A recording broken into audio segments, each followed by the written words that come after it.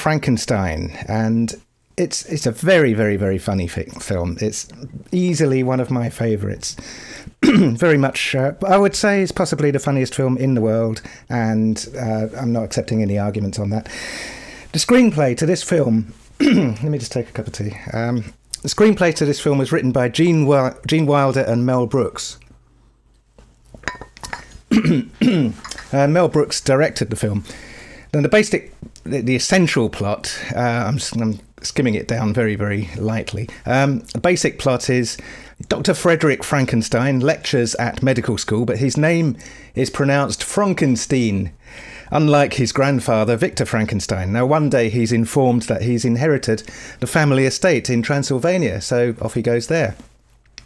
His servant Igor and assistant Inga meet him, and he discovers his grandfather's laboratory and journals, secret journals, his private ones, and his interest is now piqued to try and continue the experiments. Frankenstein and Igor steal a fresh corpse, and Igor steals a fresh brain from the brain depository, as you do. Now, the idea for Young Frankenstein came about during the last few weeks of shooting Blazing Saddles. Now, Gene Wilder and Mel Brooks were together, and Gene Wilder suggested another Frankenstein film, and Mel Brooks said no, not another, and he reeled off the many Frankenstein, Bride of Frankenstein, etc., that had already been in production, and said we don't need another. And Gene Wilder elaborated. He said, no, what if the grandson of Dr. Frankenstein wanted nothing to do with the family whatsoever? And Mel said, yeah, that's funny. So they got working on that. And now, what Gene Wilder didn't allow Mel Brooks to appear in it. He said, I'll do it if you don't appear in it.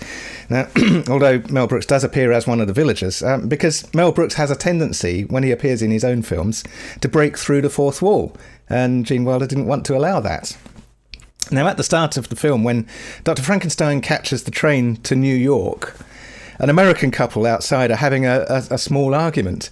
In the next scene, Frederick is on the train to Transylvania, and a German couple outside are having the exact same argument, but this time in German, word for word.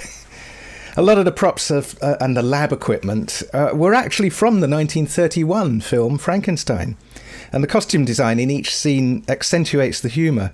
The film was shot in black and white intentionally to evoke those 1930s Frankenstein films, even though it was created in the 1970s, when colour was not only the norm, but black and white was distinctly old hat, and the studio really didn't want to shoot this film in black and white. They kept on trying to trick Mel Brooks into doing it in colour by saying, shoot it in black and white, but use colour film stock. And he said, no, we're not doing that. We're using thick black and white film stock. That's what we're doing. And you see, the transitions and the wipes used in Young Frankenstein are evocative of the way transitions and wipes from scene to scene would have been used in 1930s films. The majority of what was shot was actually deleted. They shot a lot. They deleted a lot of it, because in test audiences they cut out anything that the audience didn't get, so they ended up with a very highly concentrated and very funny film. As I say, I would class this as possibly one of the funniest films ever, but it's certainly one of the funniest horror films ever. Young Frankenstein, 1974. Have a very good Friday and have a very good weekend, everybody. Thank you very much. Goodbye. Oh, wait. I haven't done this bit yet, and I'm going to do that.